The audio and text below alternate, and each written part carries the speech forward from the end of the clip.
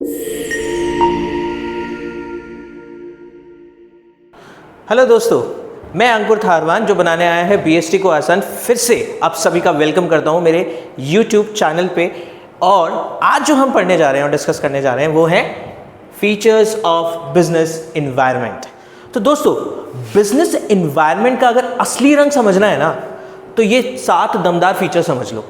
और विश्वास करो मेरी बात पे कि अगर ये 7 दमदार फीचर आपने समझ लिए और सीख लिए तो आपको अपने बिजनेस को चलाने में और बीएसटी को समझने में दोनों में ही आसानी हो जाएगी। इस वीडियो के अंदर हम हर एक फीचर को एक एक करके समझेंगे विद लाइव एग्जांपल्स और इसको सिंपल लैंग्वेज में समझने की कोशिश करेंगे। चलिए इन फीचर्स को ब्रेक डाउन करते हैं। और अगर मैं सिंपल से एग्जांपल से बताऊं तो ये फीचर उस नेटफ्लिक्स की सीरीज की तरह है जो एपिसोड हमें एक के बाद एक बांधे रखता है। तो सबसे पहला और सबसे important is the totality of external forces.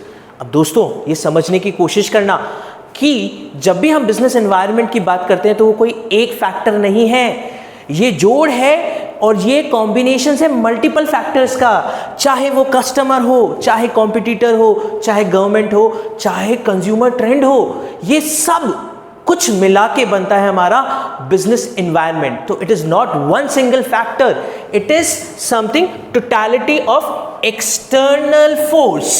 Let us understand through this slide also that business environment includes all the external influences affecting the decision. As I mentioned, it is not just one factor, it is a full combo pack जिसके अंदर आपको customer preference भी मिलेगा, competitors भी मिलेंगे, उनके actions, government rules सब मिला के टोटल एनवायरनमेंट बनाता है। Very important. सेकंड फैक्टर को समझते हैं which is specific and general forces. जब हम स्पेसिफिक और जनरल फोर्सेस की बात करते हैं तो बहुत सिंपल सी लैंग्वेज में कह सकते हैं स्पेसिफिक फोर्सेस वो हैं जो बिजनेस को डायरेक्टली इंपैक्ट करती हैं। वहीं पे जनरल वो है जो डायरेक्टली तो नहीं करती लेकिन इनडायरेक्टली इफेक्ट कर सकती है, डिपेंड करेगा, राइट। अब अगर इसको थोड़ा ब्रॉडली समझे तो जब हम स्पेसिफिक फोर्सेस की बात करते हैं तो जैसा मैंने बताया ये डायरेक्टली इन्फ्लुएंस करती है, which can be your customer, your suppliers, your investor, anything which is connected directly with your business are generally known as specific forces. वहीं पे जब हम जनरल फोर्सेस की बात करते हैं तो वो बिजनेस को इनडायरेक्टली अफेक्ट करती हैं, जैसे कि social trend, any change in the social trend, laws, कुछ भी लॉ में बदलाव आया, जीएसटी आ गया suddenly, so it's a change in one of the law. Tech, change in technology can impact economy. Any change in the economy can also impact the business. Finally, अगर हम कुछ एग्जाम्पल समझे तो देखिए, अगर डायरेक्टली इनडायरेक्टली देखिए तो इसमें बहुत अच्छा एग्जाम्पल है कि अगर टेक्नोलॉजी में कोई चेंजेस आता है तो वो आईटी इंडस्ट्री को स्पेसिफिक फोर्सेस की तरह इंपैक्ट करेगी, यानी डायरेक्टली इंपैक्ट करेगी।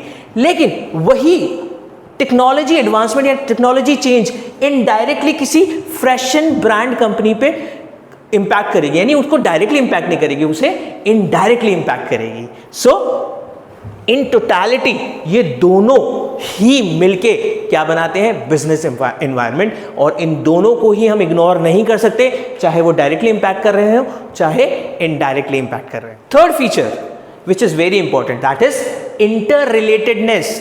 डोमिनो इफेक्ट के बारे में तो सबने सुना होगा, यानी कि जितने भी फैक्टर्स हैं, चाहे वो डायरेक्ट है, इनडायरेक्ट है या किसी भी तरीके का फैक्टर है, ये डोमिनो इफेक्ट है। यानी अगर एक फैक्टर हिलता है तो डोमिनो इफेक्ट में जिस तरीके से हर एक चीज इंपैक्ट होती है उसी तरीके से यहां पर भी बिजनेस एनवायरनमेंट में एक फैक्टर दूसरे फैक्टर्स पे भी इंपैक्ट डालता है। तो समझते हैं इसको स्लाइड से कि it is basically inter relatedness.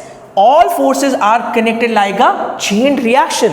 जिस तरह से चेन रिएक्शन होती है, एक के बाद एक रिएक्शन होती है, एक से स्टार्ट होती है और एंड तक चलती है, और जिस तरीके से हमने डोमिनो इफेक्ट को देखते हैं उसी तरीके से ये चेन रिएक्शन की तरह इंपैक्ट करता है। एक फैक्टर में चेंज यानी कि वो बाकी फैक्टर्स को भी इंपैक्ट करेगा। One change triggers many others.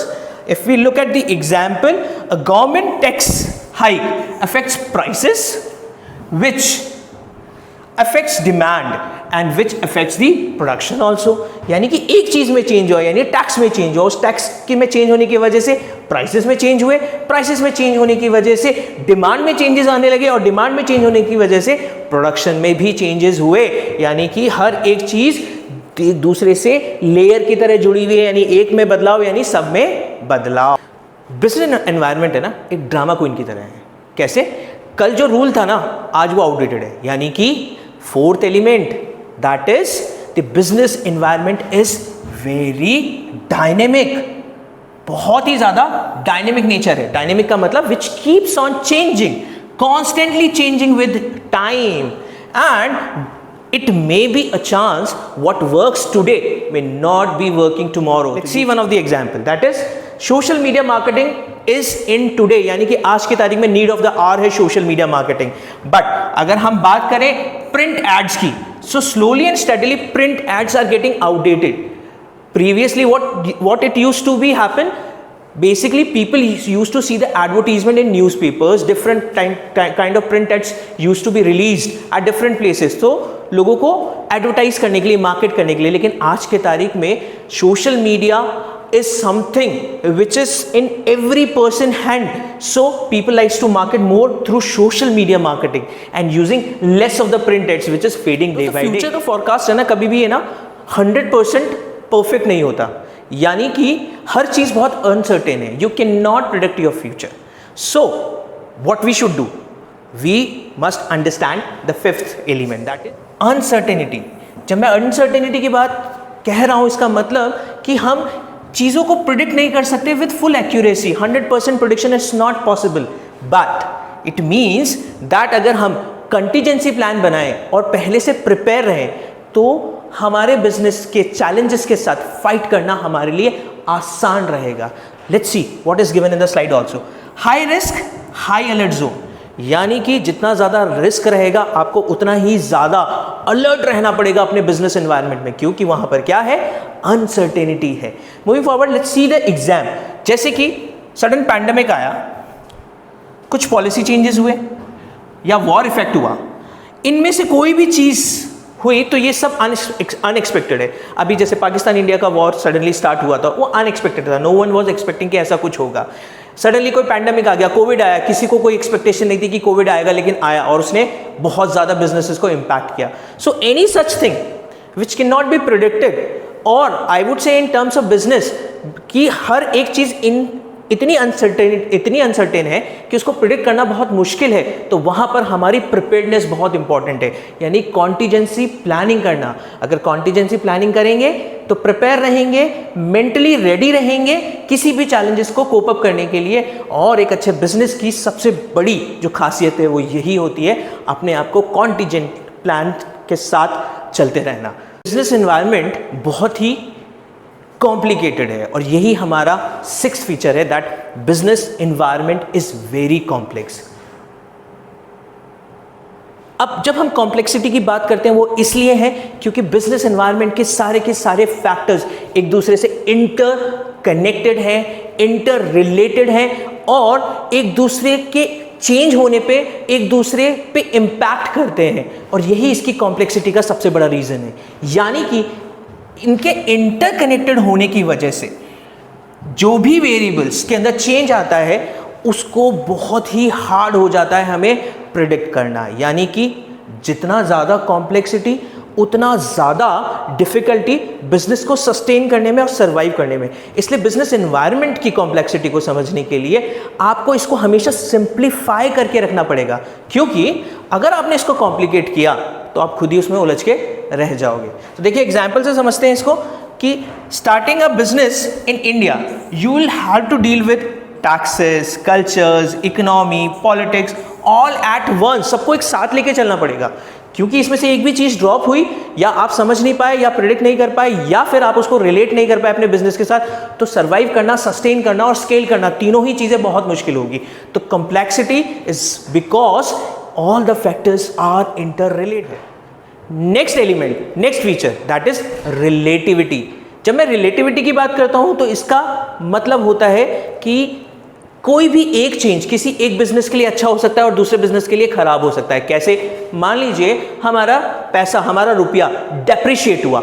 अगर हमारा रुपया डेप्रिशिएट हुआ तो वो एक्सपोर्टर्स के लिए तो बहुत बेनिफिट है, लेकिन वहीं इंपोर्टर्स के लिए वो हो सकता है बहुत नुकसानदायी हो। यानी एक चीज जो बदलती है उसके इंपैक्ट भी बिजनेस टू बिजनेस डिपेंड करेंगे। सो समझते हैं। The 7th point is the relativity. What it says that impact जो होता है एनवायरनमेंट का, बिजनेस एनवायरनमेंट का, वो डिफर करता है बिजनेस टू बिजनेस। किसी भी टैक्स रिजाइम में चेंज होना किसी एक बिजनेस के लिए अच्छा हो सकता है, वहीं पर वो किसी दूसरे बिजनेस के लिए खराब हो सकता है। क्यों?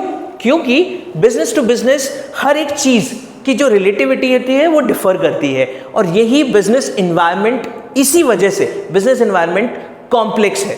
नाउ मूविंग फॉरवर्ड, जैसे मैंने एग्जांपल में बताया आपको कि अगर रुपी डिप्रिशिएट होता है तो इसका बेनिफिट किसको मिलेगा? एक्सपोर्टर्स को मिलेगा। वो आसानी से ज़्यादा एक्सपोर्ट कर पाएंगे, प्रॉफिट और बेनिफिट ज़्यादा अर्न कर पाएंगे।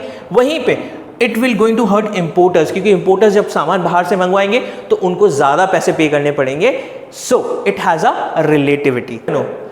याद रखो, बिजनेस एनवायरनमेंट के ये 7 सुपर हीरो, अगर ये 7 सुपर हीरो आपको पता है तो आपके लिए बिजनेस को संभालना, चलाना और स्केल करना, तीनों चीजें ही आसान होगी, क्योंकि ये आपको बिजनेस को और ज्यादा बेहतर तरीके से समझने में हेल्प करेंगे। कनेक्ट करो, अडेप्ट करो और फाइनली हर चैलेंजेस के लिए रेडी रहो। तो मिलते हैं अगले वीडियो में, और अगर इस वीडियो से कुछ सीखने को मिला हो तो प्लीज इसे लाइक करें, शेयर करें, सब्सक्राइब करें, ताकि मैं ऐसे वीडियो बनाता रहूं और बार बार मैं आपके सामने आता रहूं। Thank you.